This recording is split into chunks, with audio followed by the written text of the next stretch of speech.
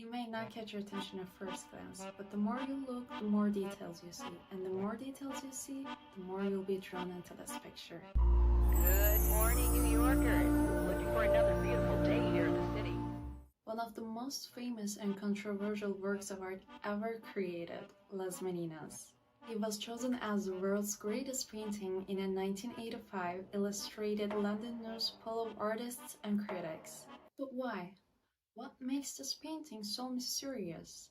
Let's take a look at it. Las Meninas is Spanish for the Maids of Honor. It is a 1656 painting by the Spanish Baroque painter Diego Velazquez. For centuries, the best painter was chosen by the king for portraits that will show the ruler of that period in the most magnificent way. These portraits helped him to express their emotions and to display their importance and virtue to their people in the kingdom. They will show off their wealth and beauty by showing their surroundings and clothing in the picture. Some of the portraits have been used to show their power, their commanding presence, and their superiority by painting them on a horse. The king was showing how mighty he was, because back then the horse represented the country, and by holding a rearing horse with one hand, they symbolized how dominant and powerful they were in ruling the country. For King Philip IV, one day, as he was walking down the palace hallway, he saw the portraits of his ancestors, and then suddenly this thought struck him. One day my children will walk down the same hallway and remember all of their ancestors through these portraits. Therefore, King Philip IV commissioned Diego Velazquez to paint a portrait of himself and his family. There was a long-standing, strictly professional relationship between him and the king with a shared passion for art. During the golden age of the Spanish Empire, besides being the leading artist, Diego Velazquez served for over 30 years as the official painter for the royal court of King Philip IV and his family. Back to the picture. Diego Velazquez didn't paint a powerful king in Las Meninas, unlike other artists, right? When we look at the X-ray image of the painting, we see that Velazquez painted it almost the same and didn't change it much. It seems like he only changed the direction his head was facing and his posture, from leaning towards the canvas to standing upright confidently. And when we look at the finished picture, we see 11 individuals and a dog appearing in a large room in the Spanish court of King Philip IV. At the center, Infanta Margarita Teresa is the first thing that catches our attention. The light from the windows focuses heavily on her. So I believe this is the reason why we initially took notice of her. She was a 6-year-old daughter of the king who later became the wife of the Holy Roman Emperor Leopold I. Velazquez also painted Margarita Teresa many times before his death in 1660.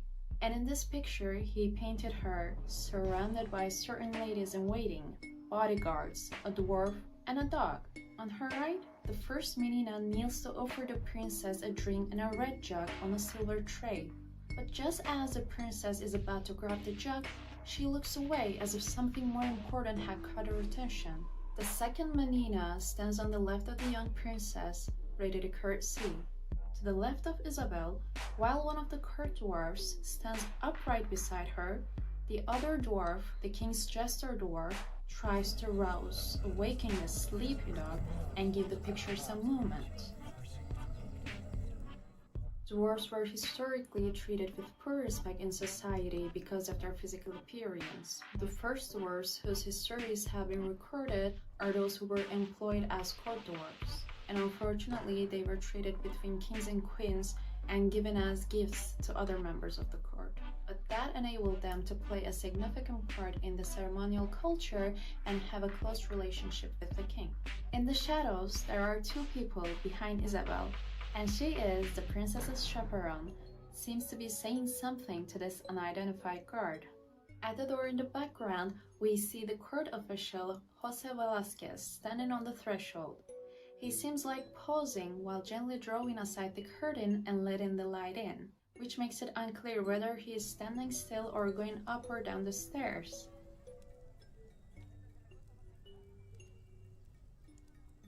He was a chamberlain of the palace, and he was also in charge of the royal tapestry works. Also, Jose Velazquez and Diego Velazquez had close ties, but they were fierce competitors for applying in the same court positions.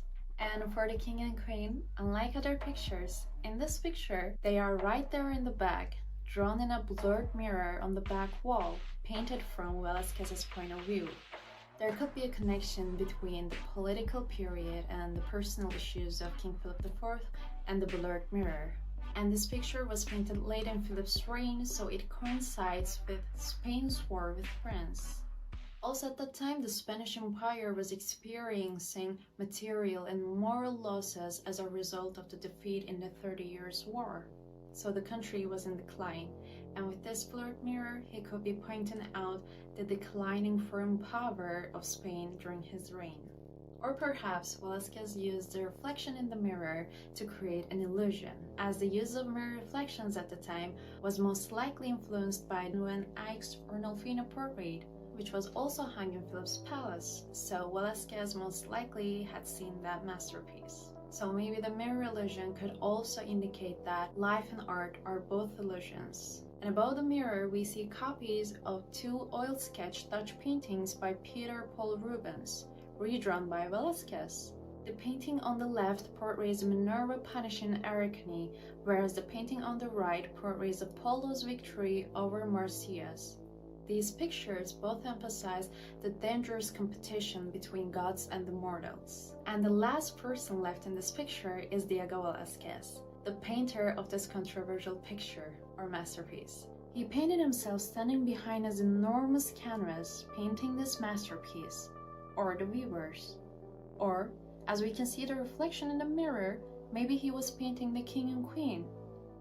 And perhaps by painting himself in this picture, he was trying to emphasize the importance of painting since it wasn't appreciated as much as other arts back then. This detail may also emphasize his own role as the creator and master of the artwork. Or he was just implying that everyone in this picture is equal. Or maybe all of these things have different meaning behind them, because it made Pablo Picasso reinterpret and recreate 58 variations of this painting and try to understand its enigma by drawing it.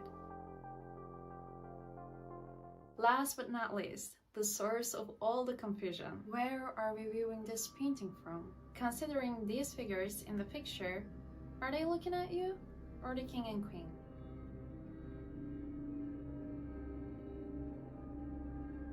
We are in the shoes of the 17th century ruler of Spain. This 10 by 9 foot canvas is assumed to be a 3D painting, as it creates an optical illusion that seems to go beyond the physical confines of space by creating a 3-dimensional interior that we can walk into. In fact, this 3-dimensional interior was larger before. The short movie that portrays this painting, 8 and 9 seconds in the Alcazar, has been produced by Eve Sussman. She includes a version of the original painting and also assumes that the painting was much larger, but it was damaged by a fire at the royal palace and resized several times.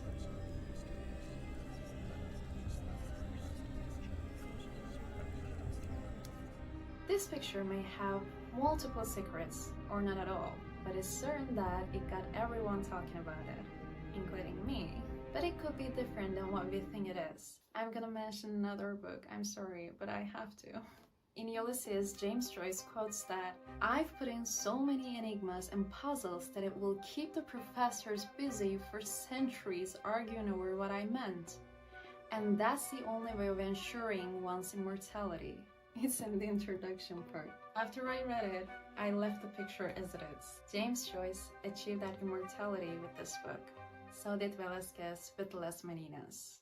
And that was all. Thank you for watching my video. See you in the next one.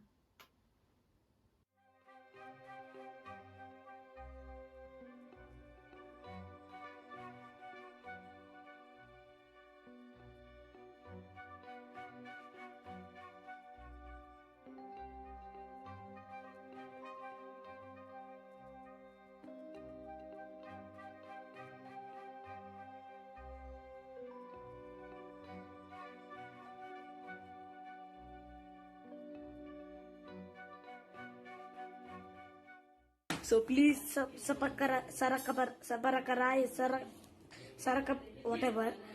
Please I want to reach 1 million.